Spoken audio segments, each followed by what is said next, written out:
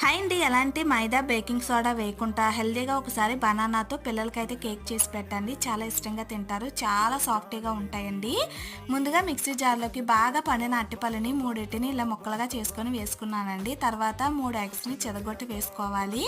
ఇప్పుడు 2 ఇలాచీలని, ఒక 3 స్పూన్ల పంచదారని, మీడియం సైజు బ్రెడ్ పీసెస్ని ఒక మూడింటిని ఇలా ముక్కలు చేసి వేసుకోవాలి. తర్వాత పచ్చిపాలని ఒక చిన్న కప్పుతోటి ఒక కప్పు అయితే వేసుకున్నానండి.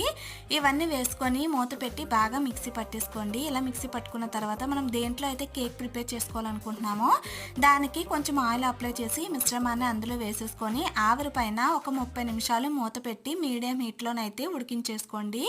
ఇలా ఉడికిన తర్వాత ఉడికిందో లేదో ఇలా చాక్ పెట్టి చూసుకోండి. తడి లేకుండా ఉంటే మన కేక్ అయితే రెడీ అండి.